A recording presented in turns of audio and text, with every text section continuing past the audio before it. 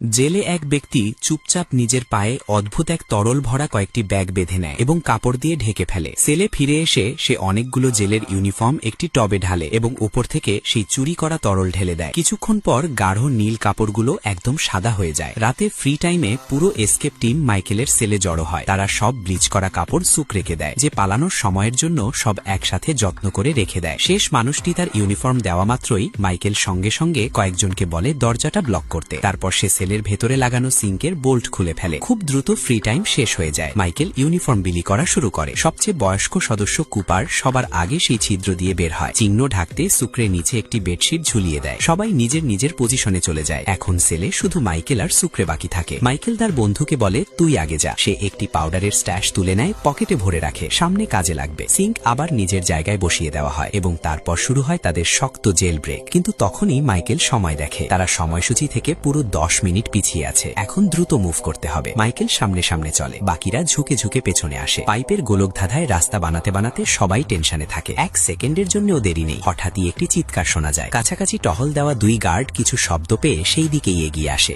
সেই নাজুক মুহূর্তে টি ব্যাগ দ্রুততা দেখিয়ে বেলিকের মুখ চেপে ধরে, যাতে শব্দ না বের হয়। বেলিকের চোখে রাগ ঝিলমিল করে, কিন্তু সে কিছুই করতে পারে না। সে শুধু তাকিয়ে থাকে যখন এসকেপ টিম জেল থেকে ফসকে বেরিয়ে যায়। টিম দ্রুত সাইকো ওয়ার্ডের নিচে পৌঁছে যায়। মাইকেলের প্ল্যান অনুযায়ী সবাই সাদা স্ক্রাবস পরে নেয় এবং মাইকেল বেলিকের রাদের ইউনিফর্ম পরে আলাদা পথে বেরিয়ে যায়। এক কোণে মাইকেল পাউডার তার হাতের তালুতে ঢেলে কিপ্যাডে ফুঁ দেয়। পাউডার সবচেয়ে বেশি চাপ দেওয়া চাবিগুলোতে লেগে যায়, যেখান থেকে সে কোডের আন্দাজ করে। কিন্তু তার হাতে মাত্র 3টে সুযোগ। 2 বার লাল লাইট জ্বলে ওঠে। মাইকেলের স্ট্রেস বাড়তে থাকে। ওদিকে বাকি টিম ভয়ে কাঁপতে কাঁপতে অপেক্ষা করে। মাইকেলের সিগন্যাল না পেলে কেউ নড়ার সাহস করে না। হঠাৎ অ্যালার্ম বেজে ওঠে। সবার হাত পা ঠান্ডা হয়ে যায়। কোথাও ধরা পড়ে গেল নাকি? তারা সেলে ফিরে যাবার কথা ভাবতেই ছিল, ঠিক তখনই তাদের লিডার মাইকেল সময় মতো ফিরে আসে। জানা যায় অ্যালার্মটা মাইকেল ইচ্ছে করেই বাজিয়েছিল। ওটা শুধু সাইকো ওয়ার্ডের ফায়ার অ্যালার্ম ছিল, পুরো জেলের নয়। তাই সাইকো ওয়ার্ডের বন্দীরা বাইরে বেরিয়ে আসে এবং আগুন কিছু না পেয়ে গার্ডরা তাদের আবার ভেতরে পাঠিয়ে দেয়। ঠিক সেই মুহূর্তে একটি ম্যানহোলের নিচ থেকে একটি হাত উপরে উঠে আসে। সেলের দরজা বন্ধ হওয়ার ঠিক আগে মাইকেল গার্ডের ছদ্মবেশে এসকেপ টিমকে লিড করে, যারা এখন সাইকো পেশেন্ট সেজে চলছে। প্রথমে ডাক্তার কিছু অদ্ভুত মনে করে না, কিন্তু হঠাৎ সে চিৎকার করে ওঠে।